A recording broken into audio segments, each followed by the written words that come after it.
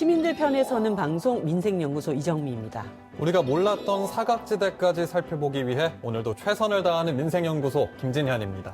올해 20살이 된 청춘들이 있습니다. 바로 작년에 코로나 수능을 치른 2002년생들인데요. 서툰 만큼 설레는 나이 20. 진현 씨는 어떤 기억을 갖고 있습니까? 제가 20살 때는 이제 나를 둘러싼 모든 것들로부터 이제 자유다 이런 생각이 들었던 것 같아요. 뭐 선생님, 부모님 떠나서 이제 자유다 이런 생각을 했었던 것 같은데 저의 20살은 체류탄 연기 속에 사라져 버렸습니다. 느낄 수 있는 낭만도 모두 아무것도 그러셨구나. 없이. 네. 제가 왜 이런 질문을 드렸는지 궁금해 하실 텐데요. 같은 나이임에도 불구하고 남들과 다른 20을 맞이하는 아이들이 있습니다. 바로 보호 종료 아동들입니다. 다시 돌아올 거라고 했잖아. 잠깐이면 될 거라고 했잖아. 여기 서 있으란 말했었잖아. 거짓말, 거짓말, 거짓말. 물끄러미 선체 해가 저물고 그리고 앉아 밤이 깊어도 결국 너는 나타나지 않잖아. 거짓말, 거짓말. 그대만을 하염없이 기다렸는데 그대 말을 철석같이 믿었었는데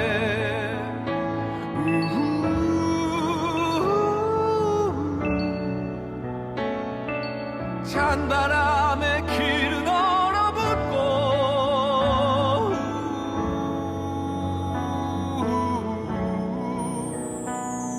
나도 새하얗게 얼어버렸네.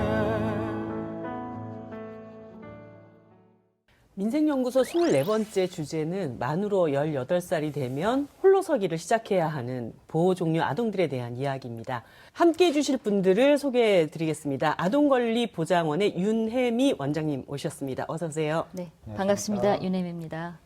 네, 그리고 고아권익연대 조윤환 대표님 자리하셨습니다. 안녕하십니까? 예, 안녕하세요. 저는 보호종료차 22년 조윤환입니다. 오늘 연극 배우 한 분 오셨습니다. 우리 박도령님 어서 오십시오. 네, 안녕하세요. 저는 보호 종료된 지 10년 차 된 박도령입니다. 두 분의 20살이 되던 해에 저 영상에서처럼 시설에서 퇴소를 하셨을 텐데 각자의 그런 기억은 어떻게 남아있는지가 좀 궁금합니다. 제가 이제 시설에서 나올 때 그때가 저는 그나마 21살이었습니다. 저보다 먼저 이제 퇴소한 친구가 이제 자취방을 반 지하에서 하고 있었어요. 지하에서. 시설 나온 우리 후배들과 동기들이 오갈 데가 없어서 그 집으로 다 모여서 네. 단칸방인데 한 10명 가까이 단칸방에 10명. 네. 반지하 원룸에 예. 10명이 살았던 이렇게 거군요. 칼잠을 이렇게 자는 한 2, 3년 그렇게 생활을 했던 것 같습니다. 예. 저는 뭐 몇 살 때 들어갔는지는 솔직히 잘 몰라요. 근데 뭐 얘기를 들어보니까 한 2, 3살 정도에 들어갔다고 해요. 그러고 만기 퇴소니까 만 18세에 20살에 퇴소를 했거든요. 그러면 18년 뭐 평생 살았다고 해도 뭐 그거 아니잖아요. 근데 18년 동안 살았는데 내 짐이 너무 초라한 거예요. 뭐 책 넣고 뭐 옷까지 넣고 신발 넣고 뭐 생필품 이것저것 넣었는데도 한 박스도 채 안 나오더라고요. 근데 사실 우리한테는 이 개념이 좀 낯설거든요. 보호 종료 아동. 그 정의가 어떻게 됩니까? 보호 종료 아동이라고 하는 건 아동복지법에서 규정을 하고 있는데요. 아동복지법은 만 18세가 되면 아동이라고 더 이상 생각하지 않습니다. 그래서 16조에 의해서 보호 대상 아동이 만 18세가 되어서 국가의 보호가 끝나게 되는 것을 말합니다. 그렇게만 따지면 너무 단순한 이유일 것 같아요. 네, 그렇죠. 아동이 끝났으니까 이제 혼자 살아라. 네. 근데 28세가 어딜 나가면 사회에 나가면 만 19세로 성인을 치는 경우가 좀 대다수예요. 19금. 네, 그쵸. 네. 뭐 그런 것도 그렇고. 근데 이제 막상 퇴소 기준을 아동으로 친다? 이게 좀 말이 되는 건가? 뭐 그런 생각도 드네요. 학교를 다니고 있으면 학교를 졸업할 때까지는 여전히 보호가 되고요. 네. 또 특별한 사정이 있으면 개별적으로 또 보호가 연장이 되기도 합니다만 일반적으로는 만 18세입니다. 게스트분들의 이야기를 들어봐도 또 제 경험을 돌이켜봐도 만 18 나이에 이렇게 어른이 되라는 거는 너무 가혹하다는 생각이 좀 드는데요. 제가 자료를 좀 찾아봤습니다. 한국사회보장정보원의 2019년 자료에 따르면요. 시설에서 퇴소한 아동 4명 중에 1명이 기초생활수급자, 또 차상위 계층이 되는 것으로 나타냈는데요. 원장님, 이런 보호 종료 아동들을 위한 정부의 지원금이 따로 좀 있습니까? 보호 종료가 되면 일시금이 나가는데요. 일시금은 지자체에서 지급을 하는데 최소 500만 원의 일시금에서부터 크게는 서초구 같은 경우에는 2,500만 원을 지급합니다. 보호 종료가 되고 나서 3년 이내인 사람에게는 한 달에 30만 원씩 3년간 자립정착금이라는 것을 다시 지원을 하고 있고요. 또 보호가 되고 있는 동안에 후원자 개발을 하거든요.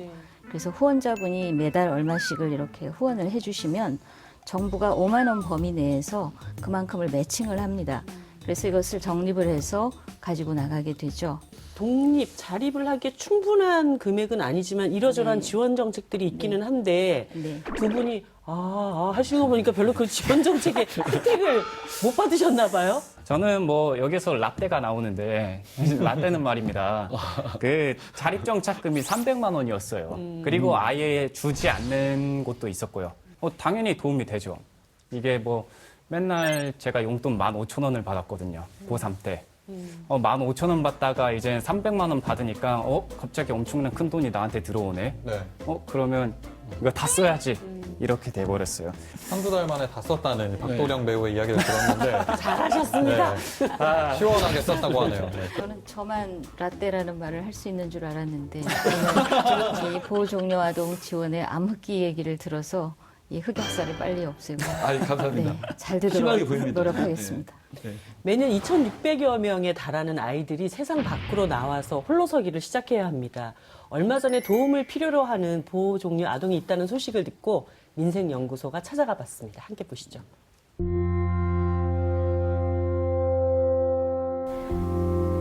엄마가 저를 낳자마자 아빠한테 버리고 가고 이제 아빠가 저하고 키우는 도중에 너무 힘들어하다가 보육원에 충북 희망원 정말 유명한 곳이죠.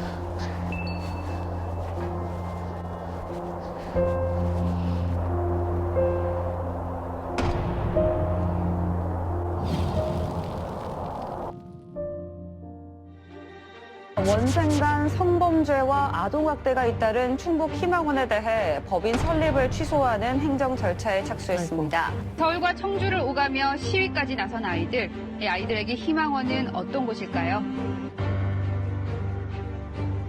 시위할 때 저희가 자고 생활했던 곳이에요. 저희 집을 지키고 싶어서.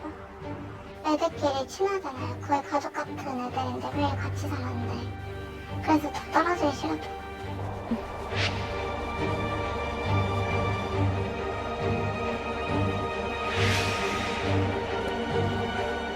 문 닫는 도중에 시청에서 부모님 있는 애들은 부모님한테 가야 된다고 부모님이 데리고 가게 됐는데 데려가서는 제가 나와서 돈 있던 걸 다 가져가고 그래도 부모님이 있다는 게 좋을 줄 알았는데 왜 버렸는지 알 것 같아요.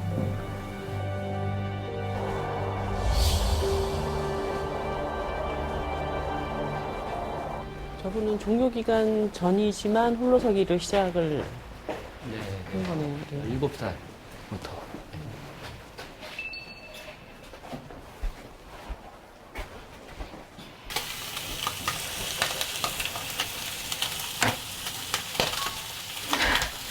무서워요.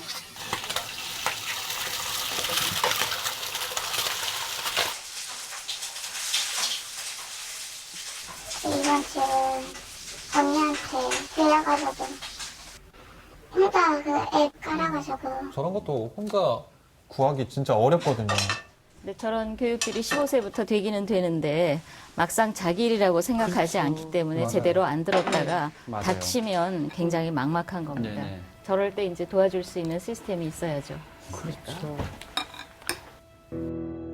혼자 막막해가지고 혼자 가서 뭘 해야 될지도 모르고 가스불은 어떻게 꺼야 되고 켜는지 하고 집에 들어갈 때 그럴 때 월세, 전기세 이런 거 어떻게 내는 건지 인터넷으로 검색해서 어떻게 해야 될지 그런 걸로 봐요, 인터넷으로.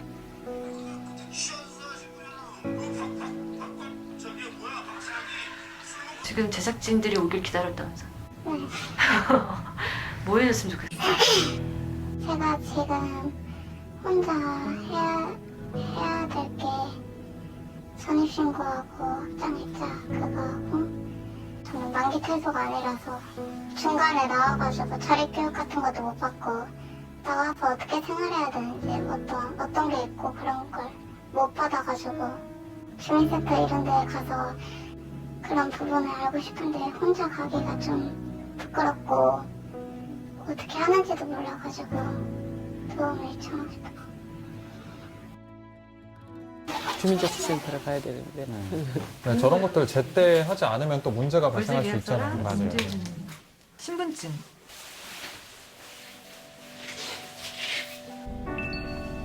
잠시 후 우회전입니다.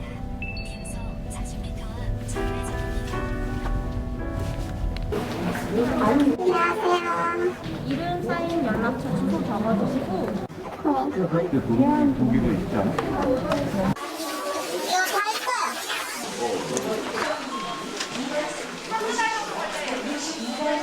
언제부터 혼자 계신 거죠?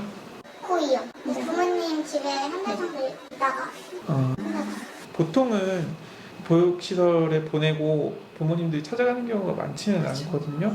퇴소를 하면서 부모님께서 어떤 의도로 자녀분을 데려가셨는지. 여기 시청에서 부모님이 안 데려가면 부모님이 양육비를 다 줘야 된다. 그런 식으로 말해가지고 부모님이 어쩔 수 없이 데려가가지고 부모님하고 혹시 무슨 일이 있었는지 저한테 말씀을 해주실 수 있나요? DDC야 통장 하나하고 개인 통장에는 300 정도 들어있었어요. 근데 부모님이 그 돈을 빌려달라고 다음에 갚는다고 제가 빌려줬어요. 그리고 이제 DDC야 통장마저도 달라고 빌려달라고 저 막 때리려고 그러긴 했었는데 제가 그때 그냥 집에 나왔어요. 아, 그때 집에 나오셨고. 이런 말씀드리기 죄송하지만 자립이 아니에요. 지금 그냥 가출이에요. 그냥 가출이에요. 아니 돌아갈 집이 없는데 저걸 가출하면 어떻게 하냐고. 시에서 그 정책적으로 봤을 때는 자립이라고 보기가 어려운 거예요.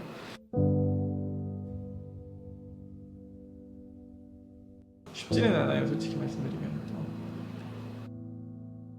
부모님 가정으로 복귀하면서 퇴소한 거기 때문에 자립 지원을 받으실 수 있는 혜택들은 못 받으신다고 하세요, 시에서.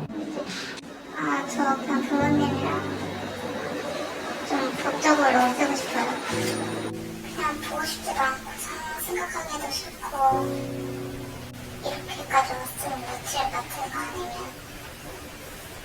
좀 더 책임 있는 쪽으로 그냥 한번 키워보든가 했어. 아이의 생각을 안 해주고 자기만 생각한 것 같아요.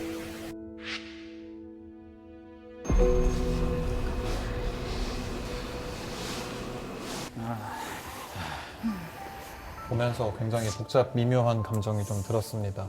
그동안 겁이 나서 우리 제작진이 오기 전까지 주민센터에 못 갔다고 하니까 아유, 아직 아이구나 싶었는데 또 이렇게 시설에서 나온 뒤에 혼자서 꿋꿋하게 살아온 모습을 보면 어른스럽다 이런 생각이 좀 들더라고요. 다행히 사회복지사가 기초생활수급자를 비롯한 지원을 받을 수 있는 다양한 방법을 모색하고 있다고 하는데요. 좋은 결과가 있었으면 좋겠습니다. 제발요. 예. 심지어 언론에서 보도된 적이 있는 시설 출신이잖아요. 네, 사실 그렇죠.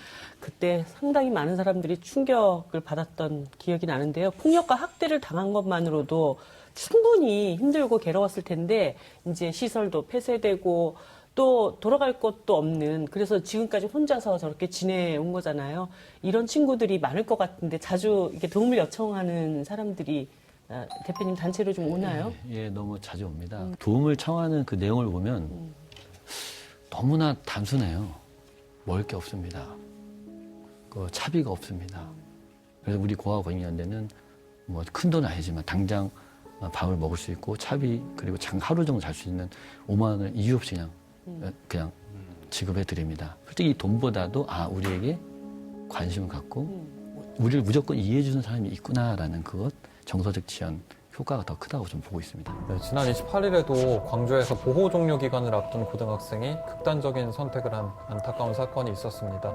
당시에 조윤환 대표께서는 현장에 다녀오셨다고 들었는데 네, 시설에 있는 아이들은 조직에 맞춰서 살아야 돼요. 군대 같은 곳이죠.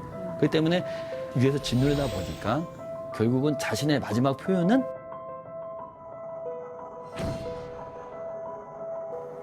자살하고 있는 거죠. 자살은 마지막 아우성입니다. 그런 부분도 있고 또 이 사춘기의 아이들이 사실은 제일 이제 우울증이라든가 이런 정신보건 문제들이 많이 발생하는 시기입니다. 친부모하고 살아도 부모와의 사이가 안 좋으면 굉장히 어려움이 있는데 시설에서 부모님이 안 계시는 상태에서는 많은 지원과 심리 치료와 이런 것들이 이제 들어가야 하기도 하고요. 그래서 지금 이제 조금씩 들어가고는 있습니다만 아마 이 친구한테는 충분한 만큼이 들어가지 못해서 이런 비극적인 결과가 온 것 같습니다. 네. 자, 박도령님은 연극 18 어른이라고 하는 것을 네. 통해서 보호 종료 아동에 대한 이야기를 많이 알리셨다고 들었습니다. 네, 제가 오늘 대본을 가지고 나왔는데 여기 보면 이 18 어른이라고 해서 이제 우린 18살의 어른이 됐다고 해서 18 어른인 거예요. 18살에 준비되지 않고 오롯이 혼자 살아야 되는 세상의 두려움 이런 걸 깨고 싶어서 18 어른 희곡을 쓰게 됐어요. 근데 이렇게 보육원 출신이라는 것을 당당하게 밝히는 일이 좀 어렵고 용기가 굉장히 필요할 것 같다는 생각이 듭니다. 어떤가요? 좀? 엄청나게 어렵죠. 저도 밝힌 적이 없었어요. 누구한테도. 저희 시설이 대로변에 있었어요. 그러다 보니까 주변에 뭐가 없으니까 버스 정류장 이름이 저희 시설 이름이었어요. 그러니까 무슨 정류소가, 네. 예, 무슨 보육원 그러니까 정류소 이렇게. 별거 아니에요, 지금은. 근데 그 시절에는 거기에서 내리기가 쉽지 않더라고요. 용기가 엄청 많이 필요해요. 괜히 한 정거장 더 가서 내리거나 바로 앞에 횡단보도가 있는데 신호가 있잖아요. 차들이 멈춰 있으면 더 안 들어가요. 괜히 저 멀리까지 갔다가 다시 돌아와요. 제가 박씨잖아요. 네. 연극을 시작한 지 얼마 안 됐는데 선생님께서 이런 말씀을 하시더라고요. 야, 너 박씨야? 어디 박씨야? 그럼 제가 뭐라고 하겠어요? 잘 모르겠어요. 이러면 제비 물고 온 박씨다. 밥을 갖다 드려야 되나? 잘 모르겠어요. 이러면 야, 너는 부모님이 그런 것도 안 알려줬어? 그러니까 좀 많이 움츠러들고 거기서 18년 평생을 살아왔는데 당연히 꺼내는 게 더 쉽지 않죠. 이야기를 들어보니까 자립하는 것도 굉장히 어려운데 출신을 밝히는 것까지 또 어려움을 부과하고 있는 게 아닌가 이런 생각이 듭니다. 어느 시설 출신들과는 달리 또 당당하게 세상과 소통하고 또 자립 준비를 하고 있다는 18 어른이 있다고 해서 저희 민생연구소에서 만나봤는데요. 함께 보시죠.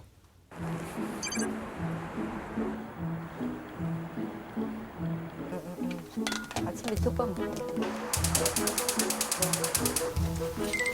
옛날에 도시락 반찬 많이 싸갔다 저거.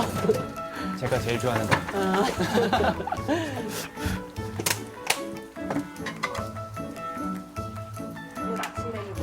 떡국이요.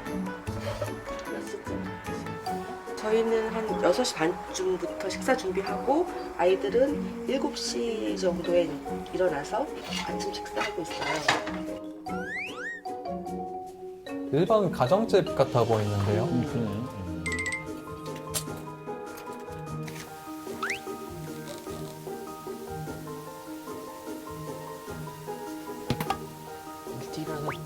독서하는 아이들이 많다. 4명. 이제 아이들을 가족과 같은 곳에서 케어한다는 의미에서 생겨난 게 이제 그룹홈이고 탈시설화 개념으로 해가지고 이제 만들어져서 간판도 이제 안 달게 되어 있고 아이들이 그 안에서 정서적으로 이제 안정을 취해서 사회에 나가서 이제 혼자 자립할 수 있는 길까지 저희가 이제 도와주는 그런 역할을 하는 곳입니다. 아, 그러면 저것도 보육시설인 네, 곳이에요? 네네. 네, 아. 아동 양육 시설로 분류되는데 공동생활 가정이라고 부릅니다. 공동생활가정. 뭐 읽어요? 하는 거. 벌써 일어나서 책 읽는 거예요? 고모가 깨웠어요. 고모가 깨워갖고 촬영한다고 갑자기 6시 반에 갑자기 깨워서 6시 40분이요. 6시 40분에 깨워갖고 아니 35분. 얘들아 책 꽂아놓고 밥 먹을 준비. 제가 일반적으로 가지고 있던 이미지와는 굉장히 달라서 생각하는 건데. 7명까지 7명까지. 한 집에서 보호할 수 야 있습니다. 현교 나오라 그래야지. 어진이요. 그 아침에 귀여워. 성을 깍듯이 대하는 군기반장 같은데. 맛있게 먹어 어진아?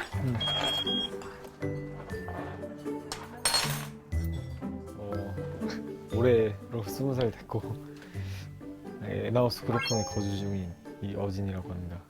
들어온 지 네. 얼마나 됐어요? 실질적인 이제 연수로는 이제 3년 조금 넘었죠.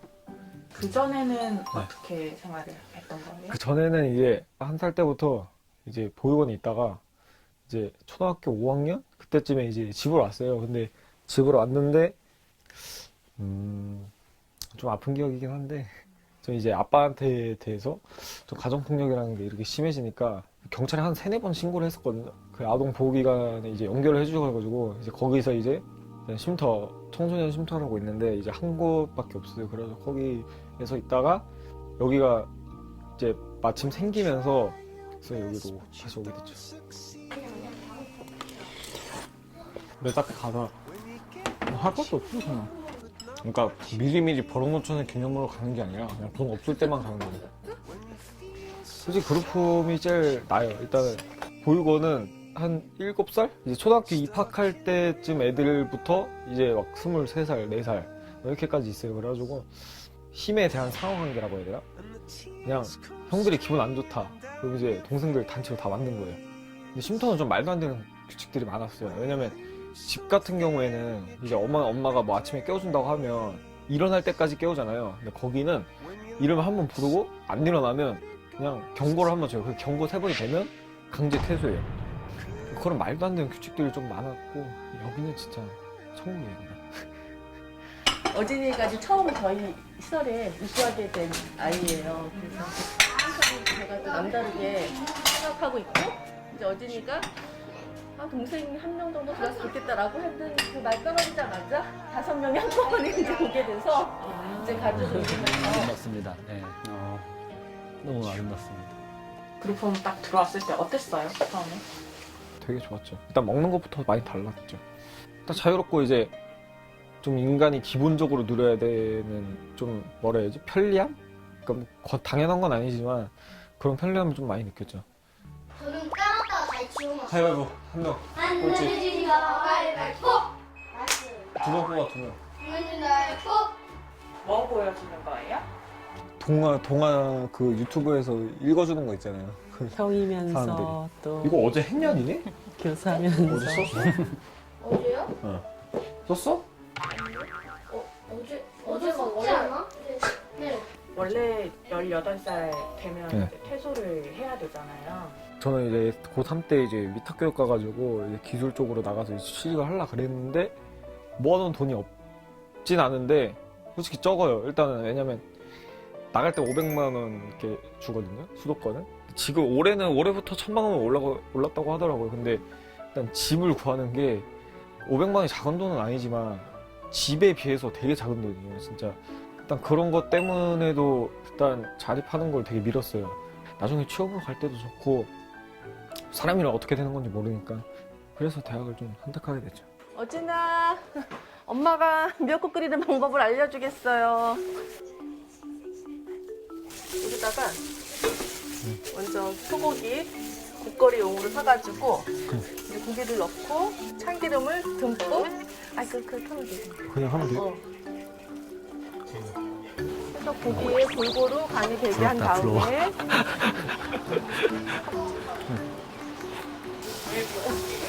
어진이가 자립하면 엄마랑 이모랑 부모랑 생일날 와서 미역국 끓여준다고 했거든요. 그래도 요리 이런 부분 잘 하니까 조금 걱정은 사실은 없어요. 그리고 즐거워해.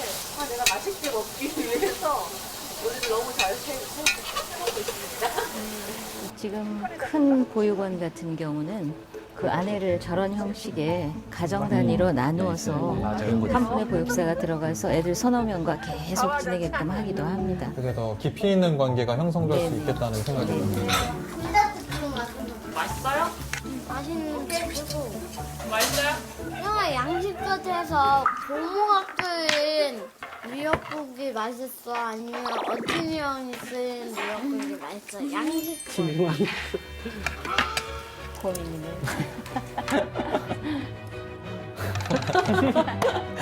최대 고민.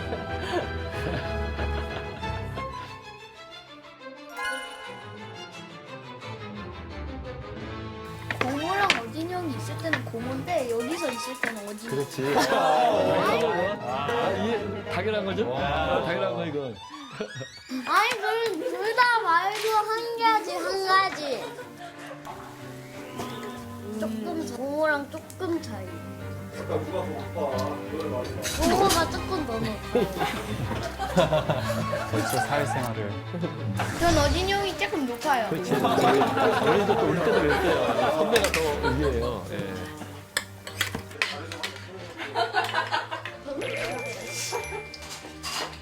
이 옷이 이 친구. 근데 왜?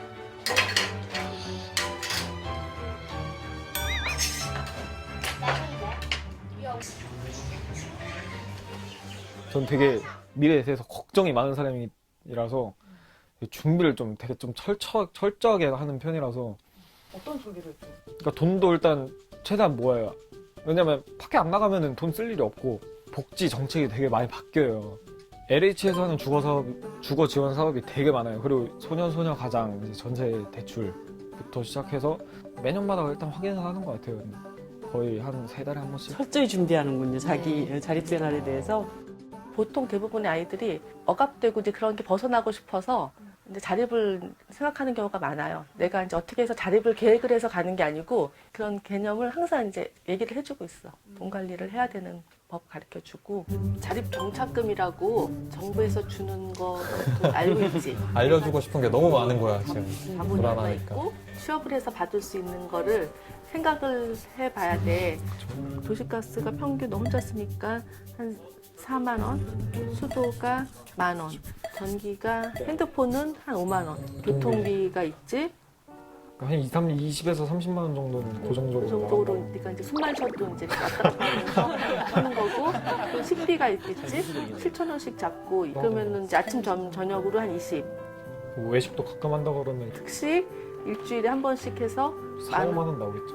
4만 원 먹고 차 한 잔 마시고 뭐 하면 4만 원이면 4번이라고 치면 16. 생각했던 것보다 금액이 좀 커지네. 그러니까 인터넷을 할 거 아니야. 다른 건 안 해도. 관리비를 한 2만 원만 잡자. 67, 71, 81만 원. 많이 났네.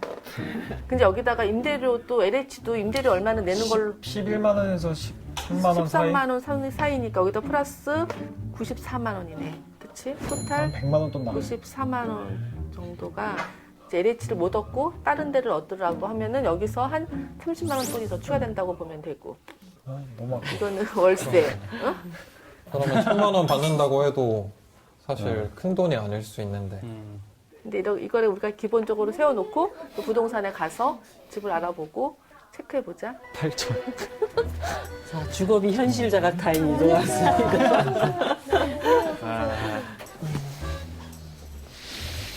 저희 아이가 이제 지금 자립을 지금 앞두고 있어가지고. 근데 LH 매물이 따로 근데 있나요? LH 매물이 요즘 없어요. 요즘 LH에서 나오는 건 거의 없어. 그냥 원룸 같은 경우는 뭐 500에 30, 뭐 500에 40, 500에 50 정도. 예, 가시죠. 네. 그냥 혼자 살기는 이렇게 또 앞에 베란다가 있어가지고 다 보세요. 아무것도 없어요. 기숙사 생활하면서 원룸을 써봤는데 기숙사보단 넓죠? 아니요, 기숙사가 커요. 그래서 거기 이거- 원룸보다 마음에 여기 안 내키는 것 같아요. 차이가 나는데? 생각했던 것보다 너무 안 좋은가 봐요. 온수, 가스, 도시가스. 예, 수도 요금만 n분의 1. 예. 뭐 3층이나 1층에서 물 누가 있으면 분분히 하면 살짝 편해요. 굉장히 사리가. 이쪽에 방이 또 하나 있어가지고 더 비싼데. 오, 깔끔하네. 예. 이건 마음에 들죠? 여긴 괜찮네. 그 대신 임대료가 더블 거진. 근데 50은 너무 부담이 커요. 네, 거기에 관리비까지 더해지면 50만 원 너무. 저 나이에 쓰기에는 너무 네, 비싼 돈이죠. 네. 한 40만 됐어. 네. 그건 살짝 욕심이긴 한데 그냥 눈호강이죠, 이런 거. 눈호강이라고 하는 저 말이 안타까워요. 네.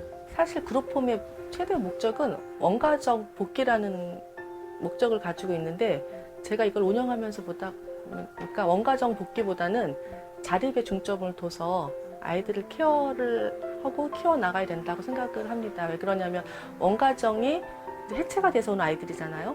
지금은 이제 아이들을 혼자 살 수 있는 자립을 기틀을 마련해주는 그 제도가 필요하다고 생각하고 자립하면은 좀 일단 기본적인 게 열심히 살아야죠. 일단 열심히 살아서 나중에 이제 만약에 좀 형편이 된다면 이런 그룹홈도 한번 해보고 싶긴 해요. 어렸을 때 정부뿐만이 아니라 일단 도움을 많이 받았기 때문에 하나하나 다 기억할 수는 없지만 그런 걸 좀 환원한다고 해야 되나? 다시 되돌려준다고 생각하면서 그렇게 하고 싶습니다.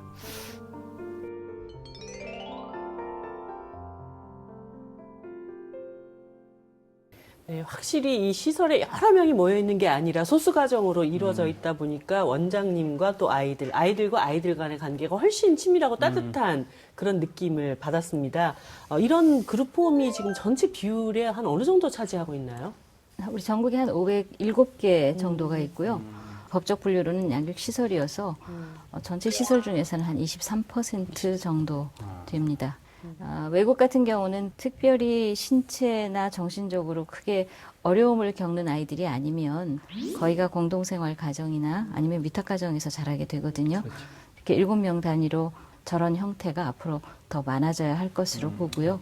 양육시설도 저렇게 소규모화할 예정으로 정부가 계속 지금 지원을 하고 있습니다. 듣던 중 반가운 소식인 것 같습니다. 저는 영상에서 이 무엇보다 어진 학생이 자신이 받은 사랑을 사회에 환원하겠다 이런 마음가짐을 갖는 것 자체가 굉장히 긍정적이더라고요. 또 그런데 심지어 대학에 진학해서 이 어진 학생은 그룹홈에 더 머물 수 있게 된 거잖아요. 보호 종료 아동들은 뭐 대학 진학보다는 취업을 선택하지 않을까 이런 생각이 있을 수도 있는데 대표님 어떻습니까? 아이들이 되게 한 반반쯤이에요. 아, 반반쯤이에요? 네, 한 44% 정도는 취업을 선택하고요. 또 한 44% 정도는 대학을 진학을 합니다. 아시다시피 요즘 이제 대학 진학하면 국가장학금이 굉장히 많잖아요. 대학 진학도 많이 하고요. 좀 아쉬운 건 이제 아무래도 어린 나이에 직업을 구하게 되면 좀 일용직이라든지 몸은 좀 힘들고 보상은 좀 적고 이런 쪽에 많이 나가는 경향은 좀 있습니다. 그래서 이제 이런 부분에 관한 지원들도 필요하고. 네. 그렇군요. 영국에서는 주거를 핵심 자립 정책으로 삼고 있다고 하는데요. 보호시설에서 21살까지 거주할 수 있도록 재정 지원을 하는 머무르기. 그리고 보호받아온 시설에서 멀리 떨어지지 않은 곳에 거주하도록 하는 곁에 두기. 이런 그 두 가지를 시행하는 이유는 불안한 주거 환경이 다른 문제로 확대된다고 보기 때문이라고 하는데요. 역시 이제 보호 종료 아동에게 주거만큼 중요한 게 또 어디 있겠습니까? 지금 정부에서 LH 주택으로 이제 임대주택을 지원을 하고 있고요. 보호 종료되고 나서 5년 이내인 사람이 신청을 하면 우선순위를 해서 이제 배정을 하도록 하고 있습니다. 그래서 LH에서 상담센터를 개소했어요. 그래서 보호종료 아동이 이 LH 주거를 지원할 경우에 어려움이 있으면 상담을 할 수 있도록 이제 연결도 되고 있는 중입니다. 그 LH 임대주택 사업으로 주거 지원이 조금씩 개선되고 있는 것 같은데요. 이 정부 지원 주거가 33.4%, 그리고 정부 지원 외 주거, 그러니까 월세, 고시원, 기숙사, 자가 이런 데가 이제 66.6%로 훨씬 더 많이 있습니다. 이런 거는 어떤 이유 때문일까요? 아마 이런 걸 몰라서 그런 경우가 엄청 많을 거예요. 보호 종료 기간이 뭐 종료되고 5월, 6월에 이제 임대주택이 들어갈 수 있는 건데 그 사이에 한 두세 달이 뜬단 말이에요. 근데 여기에서 소수는, 아주 소수는 자립관도 들어가지만 그 잠깐 사이에 다른 소수들은 퇴소는 해야 되고 갈 데는 없고. 그렇죠. 진짜 이게 잘 아는 게 힘이다라는 말이 절로 생각이 듭니다. 지원 정책도 관련 혜택도 잘 알고 실행하는 게 중요할 것 같은데요. 서로 정보도 공유하면서 보호 종료 아동들을 위해서 다양한 봉사활동도 하고 있는 친구들이 있다고 합니다. 민생연구소에서 찾아가 왔는데요. 화면으로 만나보시죠.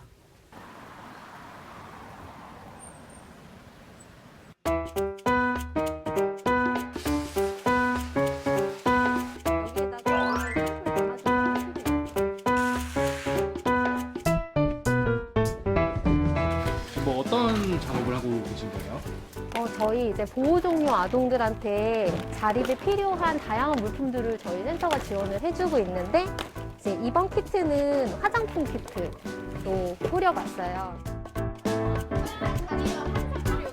마스크. 또 요즘에 마스크 필수품이니까.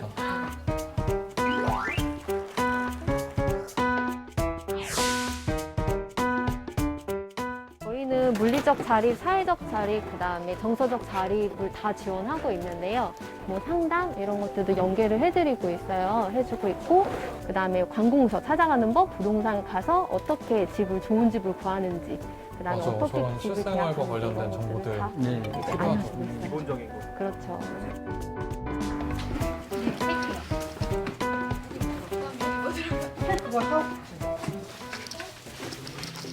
네, 안녕하세요. 저는 보호 종료 5년차 25살 안지안입니다. 보호 종료 3년차 23살 김하늘이라고 합니다. 안녕하세요. 저는 보호 종료 4년차 22살 박지혜입니다.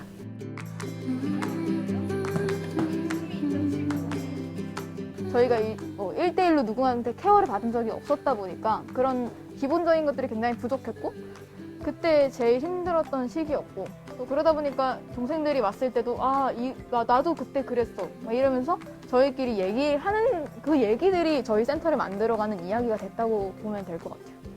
사실 그 전에는 이야기를 들어줄 사람이 아무도 없었는데 여기 와서 사소한 거 하나하나 이렇게 들어주는 가족이 있구나. 그 가족 분위기도 가족이란 느낄 수 표현 있고. 좋네요. 원래 제가 광주에서 지냈었는데 이 센터가 있다는 걸 듣고 바로 올라와서 지금까지 센터에서 같이 지내고 있어요. 보호 종료하고 다시 여기서 자원활동하고 자기가 받은 사랑을 네. 또다시 돌려주고 싶다 네. 생각하는. 요즘 들어서 저렇게 시설을 퇴소한 친구들이 이렇게 뭔가를 만들고 있는 게 되게 많아지고 있거든요.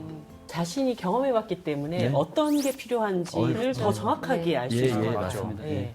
그리고 누가 잘 살고 있니? 이렇게 물어보면 되게 완벽하게 살고 있어야 될 것 같은 그런 부담감이 있었어요. 그러다 보니까 경제적인 면, 뭐 외로움 이런 것들을 내가 잘 이겨내서 살 수 있을까? 이런 것들이 되게 고민과 좀 두려운 마음으로 갔던 것 같아요.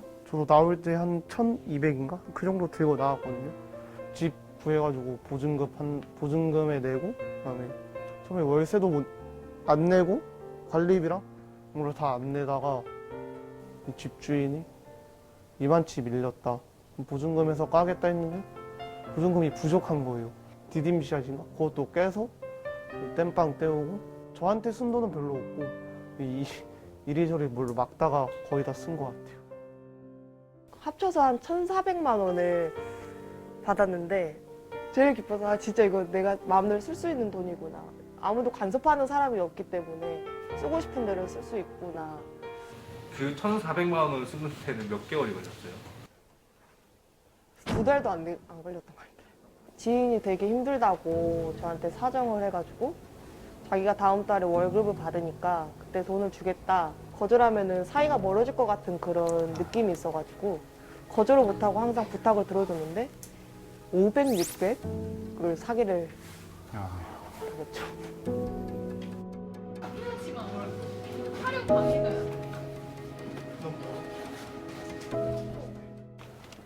우리 지혜 최근에 학교도 갔잖아요. 고등학교 검정고시 작년 말에 봤는데 이번에 대학 입학해요. 붙어가지고. 아 원래 대학교 갈 생각이 없었어요. 검정고시 볼 생각도 없었고 그냥 꿈이라는 게 없고 없었어요. 그냥 매일매일 그냥 먹고 살려. 늘 저는 말을 하는데 기댈 수 있는 어른이 한 명이라도 좋으니까 어른이 필요하다고 생각을 해요. 시설에 나와서 누군가한테 기댈 수 있는 편안하게 친구처럼 기댈 수 있는 사람이 되고 싶다. 또래에 비해서 정말 어른이 됐습니다. 됐습니다. 라는 꿈을 꾸게 되었습니다.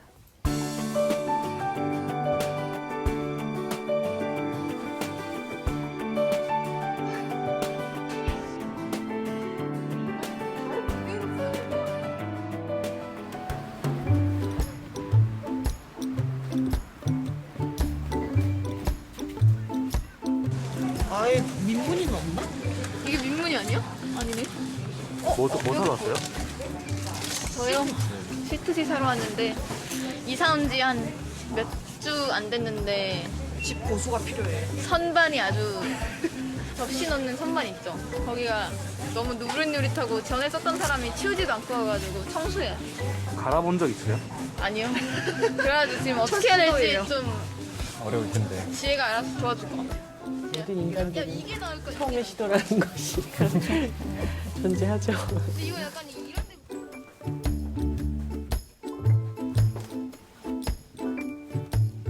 여기 봐보라고. 이게 뭐냐고 이게. 이거 다 버려야지. 나 지금 손이 더러워가지고. 뭐야? 더러워. 장갑도 없지? 없지. 여기 그거 다 닦아야 돼. 장갑 샀걸. 이거 봐봐. 이게 뭐야? 아니 무슨 쓰레기통 봉투 같은 있는데. 거 줘봐 언니. 아 그냥 봉투에 넣어. 혜지야. 야 최대한 구겨. 이거 아깝잖아. 언니도 이럴 때만? 아 최대한 구겨. 아까워. 그러려고. 불빛 차지. 할렌톤이 되는 거.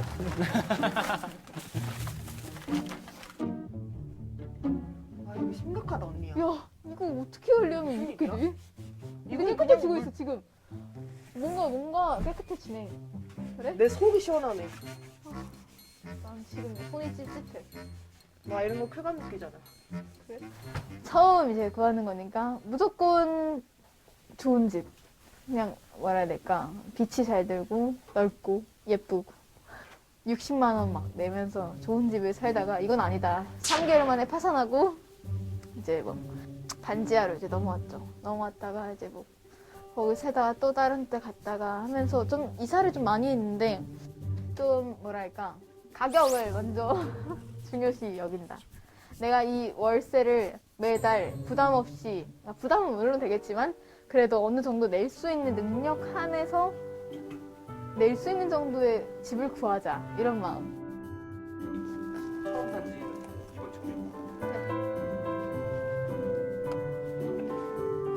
오케이. 갑니다.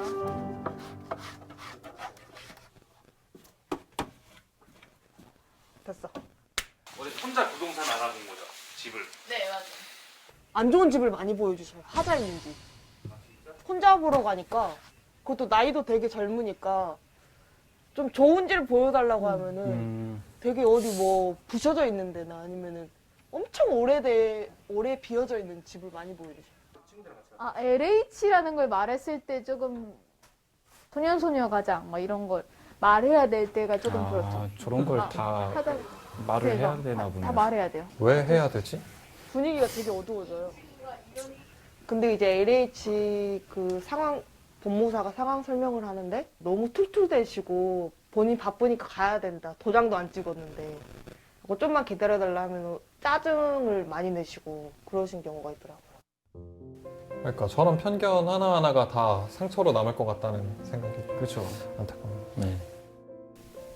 도와줄 수 있는 사람이 그렇게 많지 않기 때문에 이런 안 좋은 기사, 안 좋은 이런 걸 봤을 때는 내가 사람들이 도와줄게 이런 말 하지만 솔직히 주변에 누구한테 손님이라도 직접적으로 막 도와주는 사람이 별로 없거든요.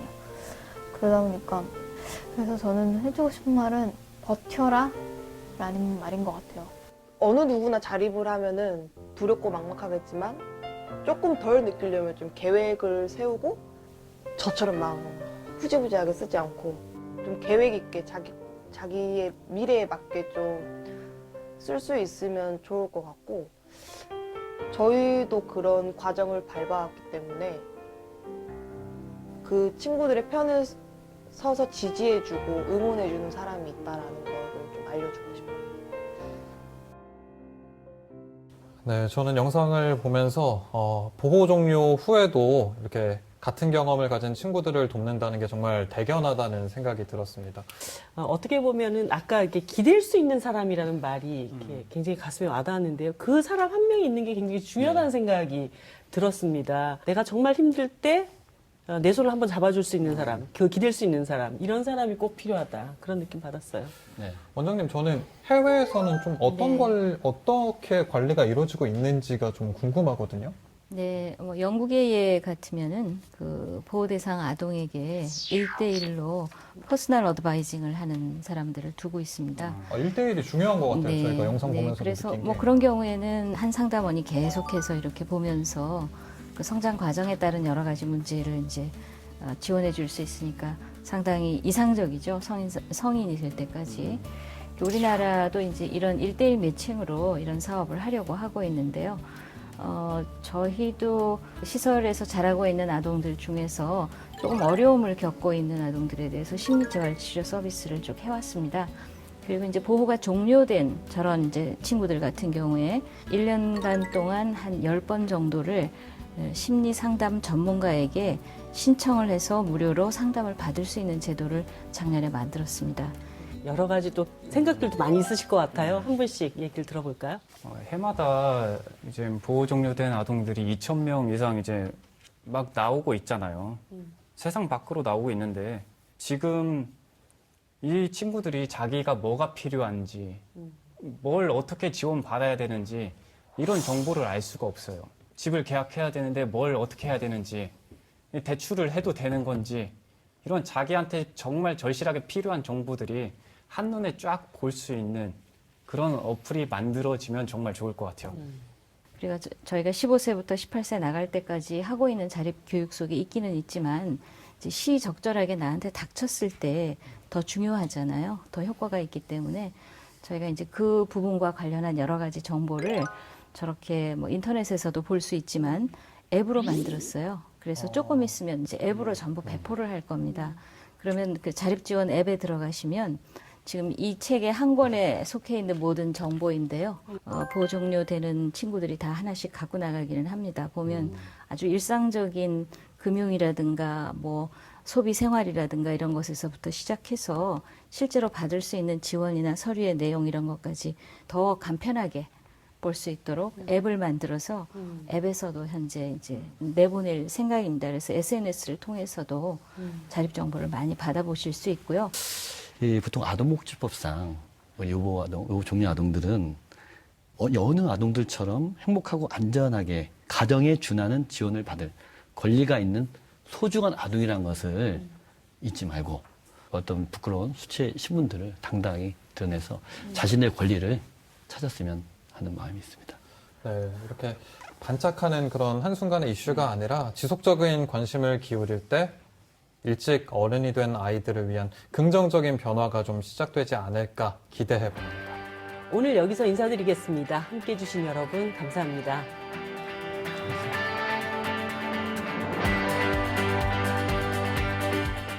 You're my sunshine. 그리고 나의 전부. 하니까 좋아요? 네. 행복하니? 행복은 어때? 행복이 뭐예요? 행복은? 사랑과 꿈이 나누는 행복? 아닙니다. 아니요.